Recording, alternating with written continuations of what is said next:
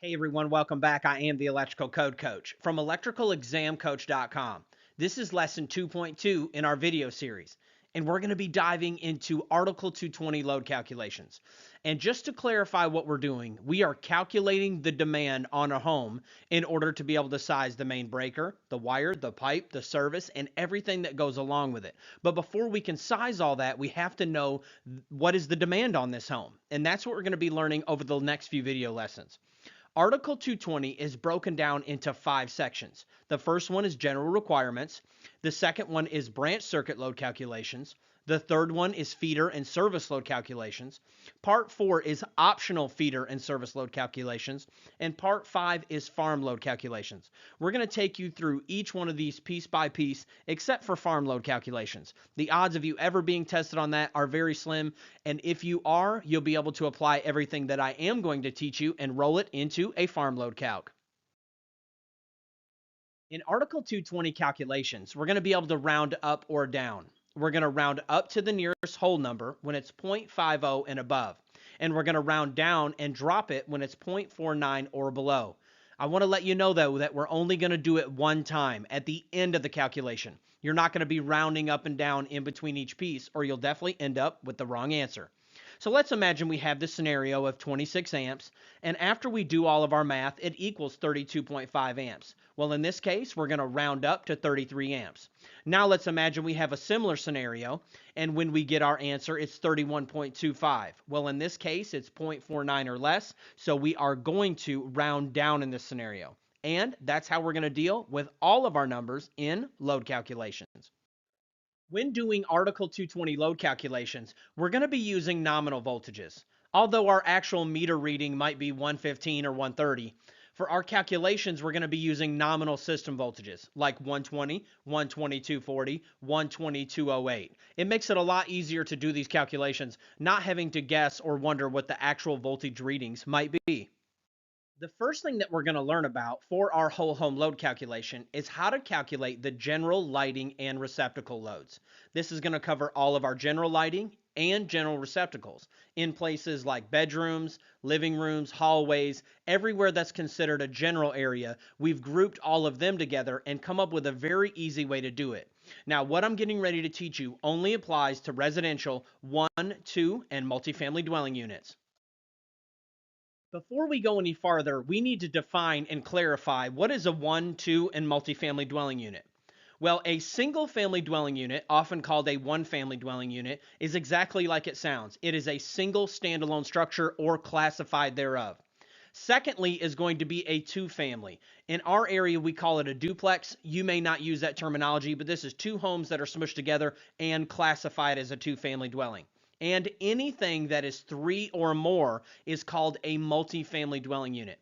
It's very important that we understand these definitions because there's some codes that apply in certain areas than others that we have to watch out for. Not only in electrical, but also when we get into building, mechanical, plumbing, and zoning. And these are universal across all these trades. There's a single family, a two family, and a multifamily dwelling unit. The first question we have to ask is, how do we calculate the general lighting load? Are we going to calculate it per receptacle outlet, per lighting? Do we have to count them, add it all up?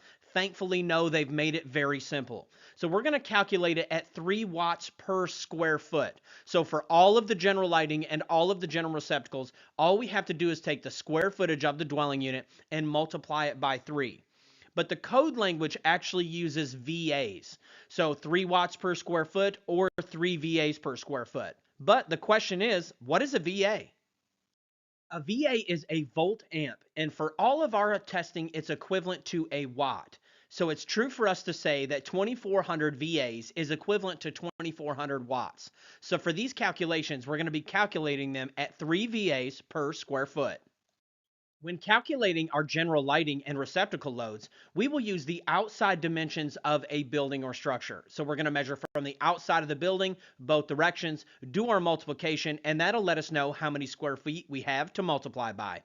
When calculating our general lighting and receptacle VAs, open porches and garages are not counted in our general square foot VAs. We do not count garages, open porches, carports, and spaces that are not adaptable for future use. How many VAs would you calculate before demand factors? Now, let me stop right there. I haven't taught you what a demand factor is yet, so I'm not going to teach you how to apply it to this part of the load calc because it's really the most complicated, especially if you don't know what a demand factor is.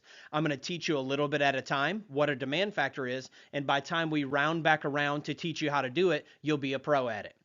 How many VAs would you calculate before demand factors in a home that is 1,500 square foot of living space on the main level with a 500 square foot attached garage and a 500 square foot unfinished basement that is adaptable for future use? Step one is find what our total square feet that we're working with. So we have our 1,500 general, we will count it. Then we're going to omit the 500 square foot of attached garage. We're going to count the 500 square foot of basement because in this question, it is adaptable for future use. In your testing, it'll say either or, and in the real world, it's almost always adaptable for future use, but you can work that out with your local electrical inspector. So all we have to do is total all that up. That gives us 2,000 square feet. Then we take our 2,000 square feet multiplied by 3 VAs per square foot, and we're going to select D. Great job. How many VAs would you calculate before demand factors in a home that is 2,800 square foot of living space on the main level with a 500 square foot upstairs bonus room and 500 square feet of open front porch? First thing we're going to do is total our square feet. Of course, we're going to count the 2,800 of general, but what about this bonus room business? Yes, we will count the 500 square foot of bonus room. I want to note that the bonus room is a part of the general square foot, but the question makers will put things like this in your test to throw you off. Then we are going to omit the open front porch. We total all this up and we get 3,300. Now we take our square feet multiplied by 3 VAs per square foot, and we're going to select C.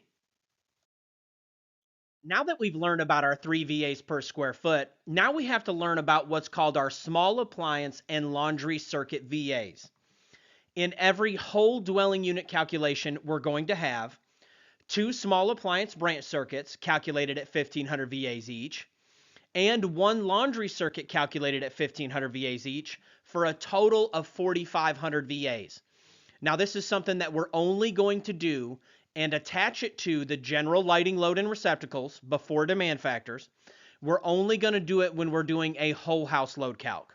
We are not going to add it on to something like an individual dryer or an individual range. Those are calculated individually. This is only when we're doing a whole home load calc. And once we start doing them, I will make sure to reiterate to you so you understand when and how to apply this. The easiest way to do it is anytime you're doing a whole dwelling unit load calculation is you take your square foot and you multiply it by 3 VAs per square foot. Let's imagine we had this 2,000 square foot house multiplied by 3 VAs equals 6,000 square foot.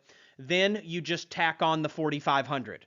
It's for the 2 small appliance and the 1 laundry circuit. And you're only going to tack it on if you're doing a whole home load calc.